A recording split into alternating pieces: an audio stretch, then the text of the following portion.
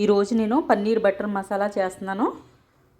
వాటికి కావాల్సిన ingredients tomatoes, onions, జీడిపప్పు, వెల్లుల్లిపాయలు, చిన్న అల్లం ముక్క, బటరు, పన్నీర్, కొంచెం మసాలా దినుసులు. ప్రాసెస్ అయితే స్టార్ట్ చేసేస్తున్నాను. కడాయి అయితే పెట్టుకున్నాను, వేడయింది. 2 స్పూన్స్ బటర్ అయితే వేడయింది. మసాలా దినుసులు వేసేసుకుంటున్నాను. కట్ చేసి పెట్టుకున్న ఆనియన్స్ మగ్గనివ్వాలి. ఆనియన్స్ అయితే మగ్గినాయి కదండి.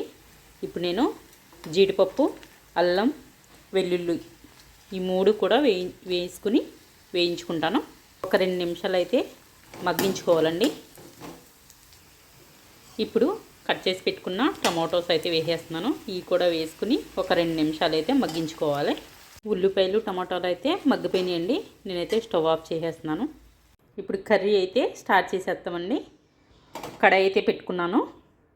1 స్పూన్ బటర్, 1 స్పూన్ ఆయిల్ అయితే వేస్తున్నాను. బటర్ ఆయిల్ అయితే వేసాను కదా. 2 బిర్యానీ ఆకులు, చిన్నది దాల్చిన చెక్క, 2 యాలకులు, 4 లవంగాలు ఫ్రై చేసుకోవాలి. అవైతే ఫ్రై అయినాయి. చిన్నది ఉల్లిపాయ,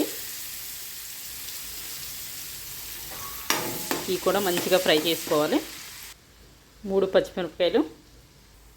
ఉల్లిపాయలు అయితే మగ్గిపోయినాయి కదా. ఇప్పుడు గరం మసాలా, ధనియా పౌడరు, కారం, రెడ్ చిల్లీ పౌడర్ అండి ఇది, కాశ్మీర్ రెడ్ చిల్లీ పౌడర్ ఇది, పసుపు, జీలకర్ర పొడి కొంచెం, ఇవన్నీ అయితే ఒకేసారి వేసేస్తున్నాను నేను. ఇవన్నీ ఫ్రై చేసుకోవాలి. అవన్నీ కూడా హాఫ్ స్పూన్లే తీసుకోవాలి. అవన్నీ మంచిగా అయితే ఫ్రై చేసుకోవాలండి. మసాలాలు అయితే ఫ్రై అయిపోయిందండి. ఇప్పుడు మిక్సీ పట్టుకున్న ఆనియన్ పేస్ట్ అయితే వేసేస్తున్నాను. వీలైనంత మెత్తగా రుబ్బుకోవాలండి.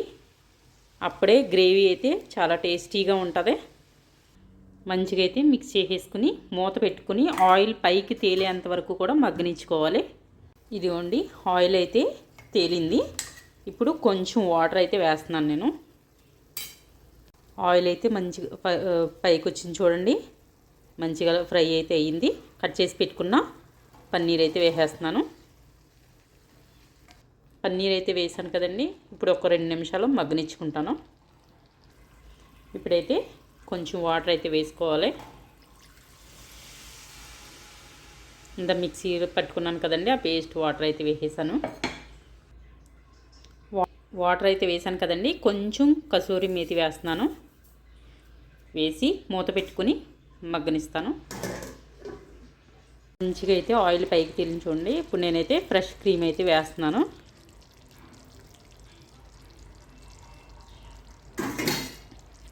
వేసుకుని కలుపుకోవాలి. ఇదంతా కూడా లో ఫ్లేమ్లోనే చేసుకోవాలండి, లేకపోతే అడుగు పట్టేస్తుంది. మరొక 2 నిమిషాలు అయితే మగ్గనిస్తాను. కర్రీ అయితే రెడీ అయిపోయిందండి.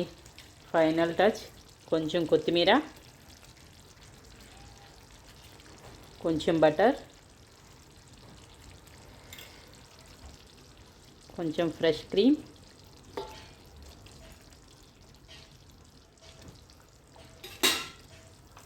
కొంచెం కసూరి మేతి. అంతేనండి పన్నీర్ కర్రీ అయితే. ట్రస్ట్ మీ, ఒక్కసారి ట్రై చేసి ఎలా ఉందో నాకైతే చెప్పండి. మీ ఫ్యామిలీ అందరికీ కూడా నచ్చుతుంది. నాన్స్లోకైనా, పుల్కాల్లో అయినా, బగారా రైస్లోకి, దేంట్లోకైనా చాలా టేస్టీగా ఉంటుందండి. కమ్మగా ఉంటుంది. ఒక్కసారి ట్రై చేయండి. Thank you for watching. Bye. Like చేయండి, షేర్ చేయండి.